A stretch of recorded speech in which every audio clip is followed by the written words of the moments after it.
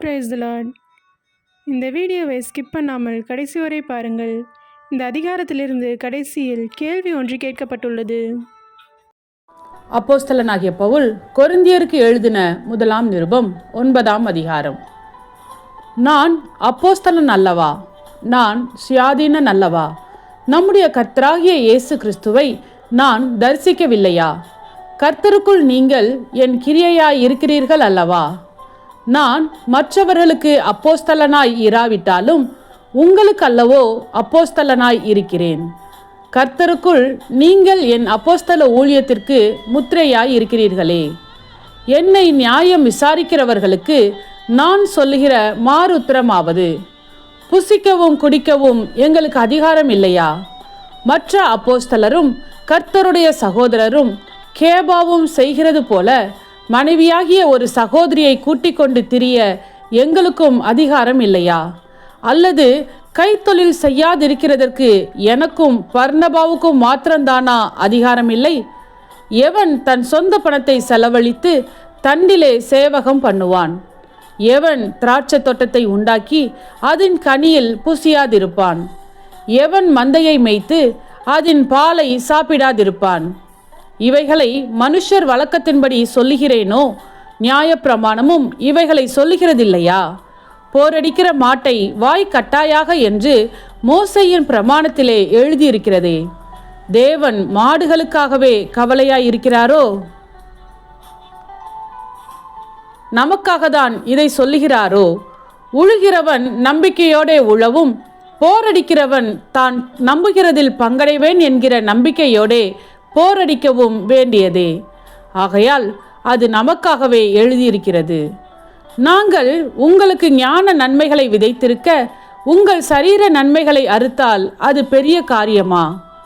மற்றவர்கள் உங்களிடத்திலே இந்த அதிகாரத்தை செலுத்தினால் அவர்களிலும் நாங்கள் அதிகமாய் செலுத்தலாம் அல்லவா? அப்படி இருந்தும் கிறிஸ்துவின் சுவிசேஷத்திற்கு யாதொரு தடையும் உண்டாகாதபடிக்கு நாங்கள் இந்த அதிகாரத்தை செலுத்தாமல் எல்லா பாடும் படுகிறோம். ஆசாரிய ஊழியம் செய்கிறவர்கள் தேவாலயத்துக்குரியவைகளில் புசிக்கிறார்கள் என்றும், பலிபீடத்தை அடுத்து பணிவிடை செய்கிறவர்களுக்கு பலிபீடத்தில் உள்ளவைகளில் பங்கு உண்டென்றும் அறியீர்களா? அந்தபடியே சுவிசேஷத்தை அறிவிக்கிறவர்களுக்கு சுவிசேஷத்தினாலே பிழைப்பு உண்டாக வேண்டும் என்று கர்த்தரும் கட்டளையிட்டிருக்கிறார். அப்படி இருந்தும் நான் இவைகளில் ஒன்றையும் அனுபவிக்கவில்லை. இப்படி எனக்கு நடக்க வேண்டும் என்று இவைகளை நான் எழுதுகிறதும் இல்லை.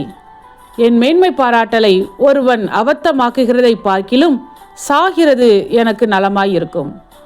சுவிசேஷத்தை நான் பிரசங்கித்து வந்தும் மேன்மை பாராட்ட எனக்கு இடமில்லை. அது என்மேல் விழுந்த கடமையாய் இருக்கிறது. சுவிசேஷத்தை நான் பிரசங்கியாதிருந்தால் எனக்கு ஐயோ! நான் உற்சாகமாய் அப்படி செய்தால் எனக்கு பலன் உண்டு. உற்சாகம் இல்லாதவனாய் செய்தாலும் உக்ரான உத்தியோகம் எனக்கு ஒப்புவிக்கப்பட்டிருக்கிறதே. ஆதலால் எனக்கு பலன் என்ன? நான் சுவிசேஷத்தை பிரசங்கிக்கையில் அதை பற்றி எனக்கு உண்டாயிருக்கிற அதிகாரத்தை முற்றிலும் செலுத்தாமல் கிறிஸ்துவின் சுவிசேஷத்தை செலவில்லாமல் ஸ்தாபிப்பதே எனக்கு பலன். நான் ஒருவருக்கும் அடிமைப்படாதவனாய் இருந்தும் நான் அதிக ஜனங்களை ஆதாயப்படுத்தி கொள்ளும்படிக்கு என்னைத்தானே எல்லாருக்கும் அடிமையாக்கினேன். யூதரை ஆதாயப்படுத்தி கொள்ளும்படிக்கு யூதருக்கு யூதனைப் போலவும், நியாயப்பிரமாணத்துக்கு கீழ்ப்பட்டவர்களை ஆதாயப்படுத்தி கொள்ளும்படிக்கு நியாயப்பிரமாணத்துக்கு கீழ்ப்பட்டவனைப் போலவும் ஆனேன். நியாயப்பிரமாணம் இல்லாதவர்களை ஆதாயப்படுத்தி கொள்ளும்படிக்கு அவர்களுக்கு நியாயப்பிரமாணம் இல்லாதவனைப் போலவும் ஆனேன். அப்படி இருந்தும் நான் தேவனுக்கு முன்பாக நியாயப்பிரமாணம் இல்லாதவனாய் இராமல் கிறிஸ்துவின் பிரமாணத்துக்கு உள்ளானவனாய் இருக்கிறேன்.